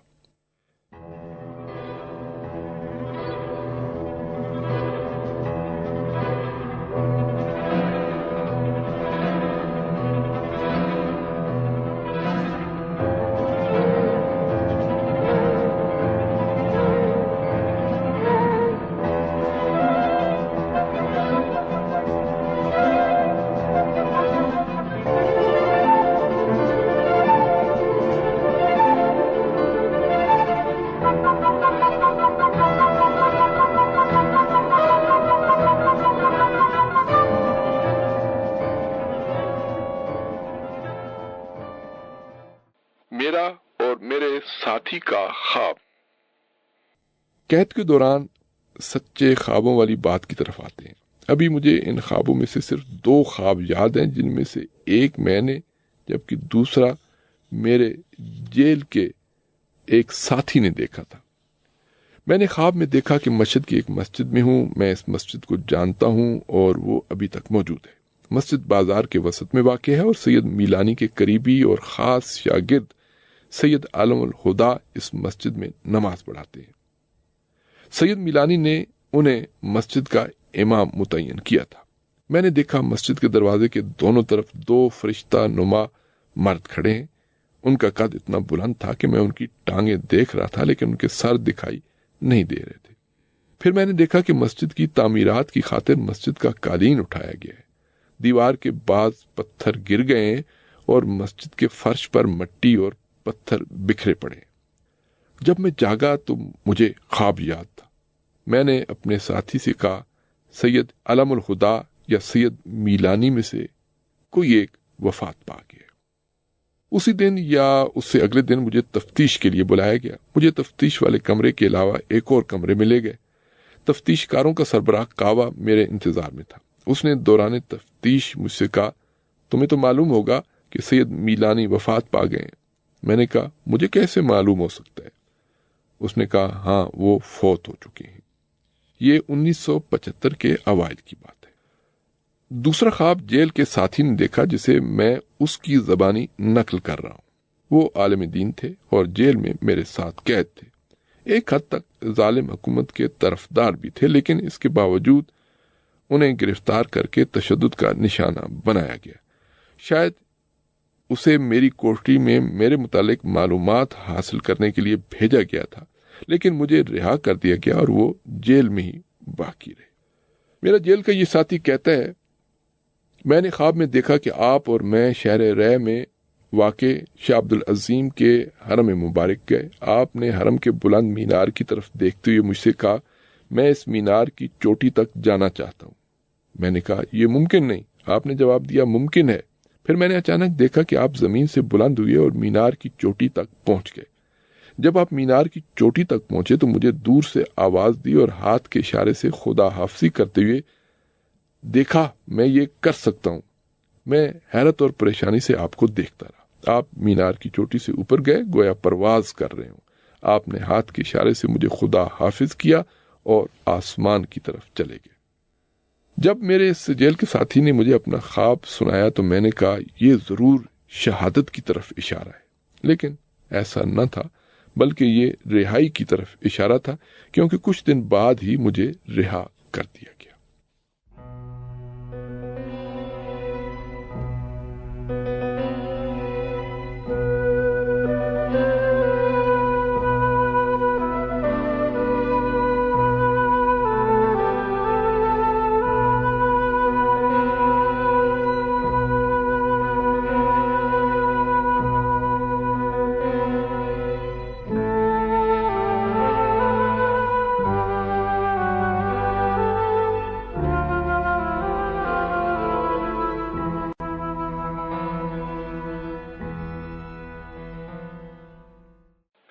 تم یوسف بنو گے۔ سچے خوابوں کی بات چل رہی ہے تو میں اسی مناسبت سے اپنے ذہن میں موجود ایک حیرت انگیز خواب کا ذکر کرتا چلوں۔ یہ خواب 1967 یا 1968 میں دیکھا۔ ان دنوں مشہد کے سیاسی حالات انتہائی کشیدہ تھے اور اسلام پسندوں کو شدید مشکلات کا سامنا تھا۔ میرے ساتھیوں میں سے چند افراد ہی میدان میں رہ گئے تھے اور باقی جہاد کے راستے سے کنارہ کش ہو چکے تھے۔ ان حالات میں نے خواب دیکھا کہ امام خمینی رحمۃ اللہ علیہ وفات پا گئے اور ان کا جنازہ مشہد میں میرے والد کے گھر کے پاس ایک گھر میں رکھا گیا ہے۔ لوگوں کی کثیر تعداد تشییع جنازہ کے لیے اکٹھی ہوئی۔ میں بھی غم و اندوہ سے نڈھال اور حیران و پریشان، حزن و ملال کی کیفیت میں وہاں موجود تھا۔ ہم نے تابوت گھر سے نکالا اور اپنے کندھوں پر اٹھا لیا۔ جنازے کے پیچھے لوگوں کا ایک جم غفیر آ رہا تھا جس میں دینی علماء کی کثیر تعداد موجود تھی۔ میں علماء کے ساتھ چلتے ہوئے بلند آواز کے ساتھ گریہ کر رہا تھا اور شدت غم میں اپنا زانو پیٹ رہا تھا۔ جس چیز نے میرے حزن و ملال میں اضافہ کیا وہ یہ تھی کہ بعض علماء جن کے چہرے ابھی مجھے یاد نہیں، عبرت لینے کی بجائے باتیں کر رہے تھے اور آپس میں ہنس رہے تھے۔ ان کے چہروں پر غم اور پریشانی کے آثار بھی نہیں تھے۔ میرے لیے اس مصیبت پر سوائے صبر و تحمل کے کوئی اور چارہ نہیں تھا۔ جنازہ شہر کے آخر تک پہنچا تو اکثر لوگ واپس لوٹ گئے۔ میں نے خواب میں دیکھا کہ جنازے نے شہر سے باہر اپنا سفر جاری رکھا اور اس کے ساتھ مجھ سمیت 20 سے 30 افراد موجود تھے۔ جنازہ ایک ٹیلے تک پہنچا اور ساتھ چلنے والوں میں سے اکثر ٹیلے کے نیچے ہی رک گئے۔ جنازے نے ٹیلے کی چوٹی کی طرف اپنا سفر جاری رکھا، جبکہ جنازے کے ساتھ مجھ سمیت 4 یا 5 افراد ہی بچ گئے۔ بالآخر ہم جنازے کے ساتھ چوٹی تک پہنچ گئے۔ عموماً نیچے سے ٹیلوں کی چوٹیاں چھوٹی دکھائی دیتی ہیں، لیکن انسان جب انہیں سر کرتا ہے تو انہیں وسیع و عریض پاتا ہے۔ لیکن یہ چوٹی جیسے نیچے سے دکھائی دے رہی تھی اسی طرح حقیقت میں بھی چھوٹی اور ایک چارپائی کی مانند تھی۔ ہم نے وہاں تابوت رکھا۔ میں ابھی خواب میں دیکھ رہا ہوں کہ میں امام خمینی کے پاؤں کی طرف گیا تاکہ الوداع کروں۔ میں ان کے پاؤں کے ساتھ کھڑا ان کا چہرہ دیکھ رہا تھا کہ اچانک انہوں نے انگلی سے اشارہ کرتے ہوئے اپنا دایاں ہاتھ اٹھایا۔ میں شدید حیران ہوا۔ پھر میں نے دیکھا کہ امام خمینی بیٹھ رہے ہیں اور ان کی آنکھیں بند ہیں۔ ان کے ہاتھ کی انگلی میری پیشانی تک پہنچ گئی اور میں حیرت سے دیکھتا رہا۔ انہوں نے میری پیشانی پر ہاتھ رکھ کر 2 مرتبہ کہا، تم یوسف بنو گے، تم یوسف بنو گے۔ میں بیدار ہوا تو خواب کی تمام تفصیلات میرے ذہن میں موجود تھیں جیسے آج تک ہیں۔ میں نے اپنا یہ خواب بہت سے دوستوں اور رشتہ داروں کو سنایا۔ والدہ مرحومہ نے خواب کی تعبیر کچھ یوں فرمائی، ہاں تم یوسف بنو گے یعنی ہمیشہ جیلوں میں رہو گے۔ میں نے شیخ جواد حافظی کو بھی اپنا خواب اور والدہ کی تعبیر سنائی۔ یہ 1970 کی بات ہے جب میں اور شیخ حافظی مشہد میں ایک جیل کی کوٹڑی میں اکٹھے قید تھے۔ جب میں ایران کا صدر منتخب ہوا تو ایک دن شیخ حافظی میرے پاس آئے اور کہنے لگے، صدارتی انتخابات والے دن میں حج کی ادائیگی کے لیے مکہ مکرمہ میں تھا۔ جب میں ووٹ ڈالنے کے لیے وہاں رکھے بیلٹ باکس کی طرف بڑھ رہا تھا تو مجھے آپ کا خواب اور آپ کی والدہ کی تعبیر یاد آ گئی۔ میں زارو قطار رونے لگا۔ میں سمجھ گیا کہ خواب کی تعبیر صرف جیل نہیں تھی۔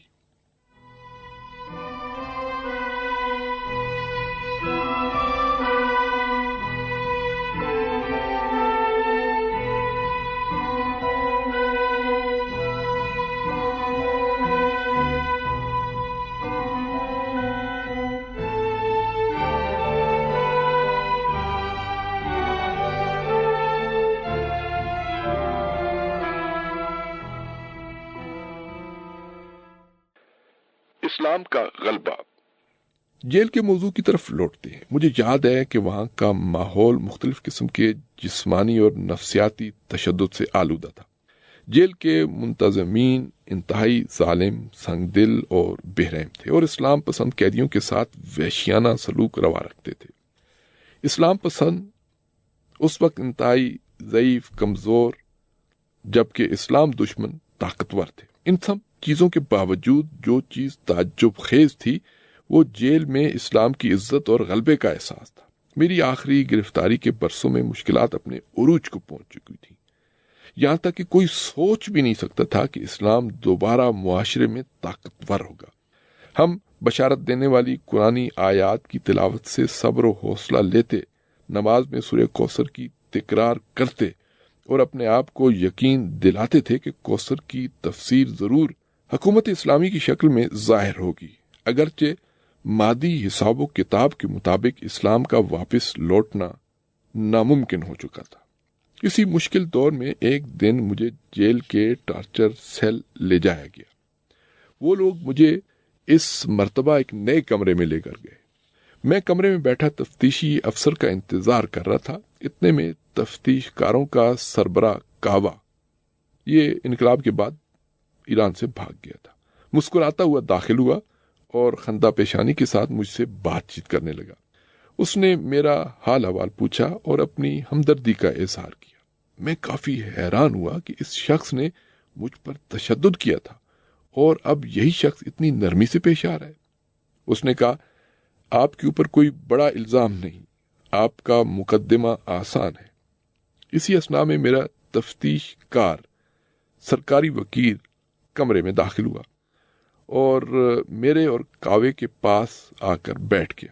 وہ جوان تھا مگر اس کے باوجود تفتیش کاروں کی ٹیم کا سربراہ تھا۔ واضح طور پر دکھائی دے رہا تھا کہ وہ ان باتوں سے مجھے رہائی کی خبر دینا چاہ رہا ہے۔ وہ مجھ پر ہونے والے مظالم سے بری الذمہ ہو کر ان کا ذمہ دار اس چھوٹے تفتیشی افسر کو ٹھہرانا چاہ رہا تھا۔ مشیری نے موقع ضائع کیے بغیر ظریفانہ لہجے میں کہا، ہاں، ہم خدا سے دعا کرتے ہیں کہ تمہارا مقدمہ آسان ہو، لیکن یاد رکھو کہ تمہارا مقدمہ ہمارے سربراہ کے پاس ہے۔ اس نے کعوے کی طرف اشارہ کیا، اور وہ اگرچہ عمر میں ہم سے چھوٹے اور جوان ہیں، لیکن ایک بڑا اور روشن مستقبل رکھتے ہیں۔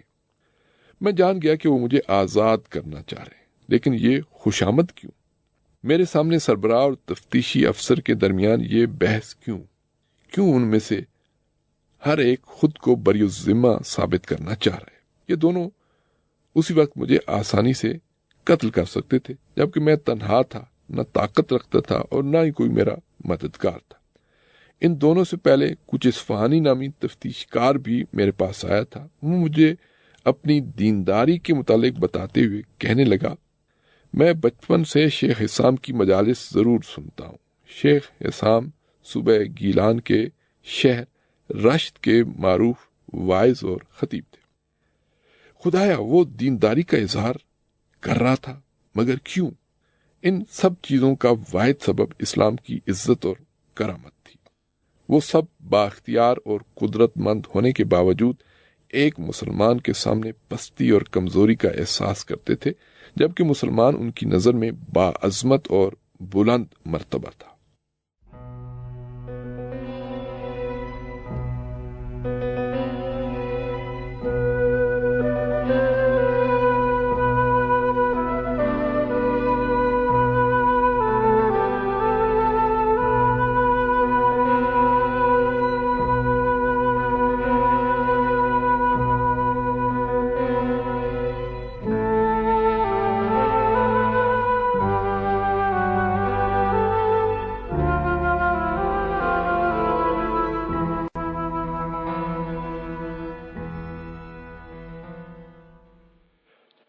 آزاد ہو۔ ایک دن میں اپنی کوٹری میں اپنے دونوں ساتھیوں کے ہمراہ بیٹھا تھا۔ ان میں سے ایک عالم دین تھے جن کا ذکر کر چکا ہوں، اور دوسرے ایک مخلص مجاہد تھے جو شیخ محمد علی شاہ آبادی کے نواسے تھے۔ پولیس اہلکار معمول کے مطابق آیا اور کہا، علی کون ہے؟ میں نے کہا، میں ہوں۔ اس نے پھر پوچھا، کون سا علی؟ میں نے جواب دیا، علی خامنائی۔ اس نے کہا، اپنا سر اور چہرہ ڈھانپو اور میرے پیچھے آؤ۔ وہ مجھے کعوے کے کمرے میں لے گیا۔ کعوے نے مجھے دیکھتے ہی کہا، تم آزاد ہو۔ مجھے بہت تعجب ہوا۔ میں تفتیشی افسران کے سربراہ کے کمرے سے نکلا، جبکہ مجھے اس کی بات پر یقین نہیں آ رہا تھا۔ انہوں نے مجھے پہلی مرتبہ چہرہ ڈھانپے بغیر سربراہ کے کمرے سے نکلنے کی اجازت دی۔ میں نے پہلی مرتبہ جیل کا برآمدہ دیکھا۔ جو بھی میری رہائی کی خبر سنتا حیرت کے ساتھ پوچھتا، تمہیں کیوں رہا کیا گیا ہے؟ میں فوراً جواب دیتا، جیل کے عہدیداروں سے پوچھو۔ میں پہلے اپنی کوٹری کی طرف گیا۔ میرا ایک ساتھی وہاں موجود تھا، جبکہ دوسرا ساتھی کسی کام سے باہر گیا ہوا تھا۔ وہاں موجود ساتھی میری رہائی کی خبر سن کر بہت خوش ہوا۔ میں نے اسے الوداع کہا۔ پھر وہ لوگ مجھے کپڑوں والے کمرے میں لے گئے. یہ وہی کمرہ ہے جہاں ہم جیل میں آتے جاتے وقت اپنے کپڑے اتار کر جیل والا لباس پہنتے تھے. مغرب کا وقت قریب تھا لیکن باہر ابھی تک گرمی تھی. میری گرفتاری سردی کے موسم میں ہوئی تھی اور رہائی گرمی کے آخری ایام میں ملی، لہذا گرمی کے ایام میں میرے پاس سردی والا لباس ہی تھا. میں نے ابا کبا اور امامہ پہنا اور جیل کے دروازے سے باہر نکلا. ہر چیز نئی اور خوبصورت متاثر کن دکھائی دے رہی تھی. نگہبانوں کے بغیر چلنا اور روشنیاں جو ایک عرصہ تاریک کوٹری میں رہنے کے بعد میری آنکھوں کے لیے تکلیف کا باعث بن رہی تھی. میں بھی دوسرے قیدیوں کی طرح اکثر خواب میں اپنی رہائی کے مناظر دیکھتا تھا. کیا یہ بھی ایک خواب تھا؟ میں جیل کے نزدیک توپ خانہ نامی علاقے کی طرف چلا گیا. میرے پاس تھوڑی سی رقم تھی. مجھے بھوک محسوس ہو رہی تھی. میں نے کچھ کھانا خریدا اور یہ سوچے بغیر کہ مجھ جیسا ایک عالم دین اسے سڑک پہ کھانا نہیں کھانا چاہیے، میں نے کھانا کھا لیا. میں نے ڈاکٹر بہشتی کے گھر فون ملایا. انہیں یقین نہیں آ رہا تھا. یہ آپ ہیں؟ جیل سے کب نکلے؟ انہوں نے کیسے رہا کر دیا؟ پھر کہا، میں شدت سے آپ کا انتظار کر رہا ہوں. میں سید بہشتی کے گھر گیا. وہاں برادر شفیق بھی موجود تھے جو وہاں سے نکلنے لگے تھے، لیکن میرے آنے کا سن کر مجھ سے ملاقات کے لیے وہیں رک گئے. ان دونوں کی نظر سب سے پہلے میرے چہرے پر پڑی. جب انہیں داڑھی دکھائی نہ دی تو وہ حیران ہو گئے. میں نے کہا، انہوں نے داڑھی مونڈ ڈالی، دوبارہ آ جائے گی. کچھ دیر وہاں رکا، کچھ رقم لی اور اپنے بڑے بھائی کے گھر چلا گیا جو تہران میں مقیم تھے. وہاں سے مشہد فون کیا اور مشہد کے لیے رخت سفر باندھ لیا. اہل و عیال نے میری قید کے دوران انہیں درپیش مشکلات، پریشانیوں اور نا امیدیوں کے بارے میں عجیب قصے سنائے. میری زوجہ نے بتایا کہ ان کی والدہ میرے بیٹے مجتبیٰ کو امام رضا علیہ السلام کے حرم لے جاتی تھی. مجتبیٰ اس وقت ایک معصوم اور پاکیزہ بچہ تھا اور بعض عبادات کا پابند بھی تھا. وہ مجتبیٰ سے کہتی، امام رضا کے وسیلے سے خدا سے دعا مانگو کہ آپ کے والد رہا ہو جائیں. بچہ معصومانہ انداز میں امام رضا علیہ السلام کی طرف متوجہ ہوتا اور توسل کرتا. ایک رات مجتبیٰ اپنی نانی کے ساتھ گیا اور اسی طرح دعا کی. اس مرتبہ بچے کے چہرے کا رنگ تبدیل ہو گیا اور وہ زارو قطار رونے لگا. اس نے امام رضا علیہ السلام کو مخاطب کیا. اس کے لہجے سے اس کا دلی دکھ اور اس کے پیمانے صبر کا لبریز ہونا واضح تھا. یہاں تک کہ بچے کی نانی اپنے کیے پر نادم ہوئی اور فیصلہ کیا کہ آئندہ بچے سے ایسا مطالبہ نہیں کریں گی. اسی واقعے کے 2 دن بعد گھر میں فون کی گھنٹی بجی اور گھر والوں نے میری آواز سنی. میں تہران میں بھائی کے گھر سے انہیں بتا رہا تھا کہ میں آزاد ہوں.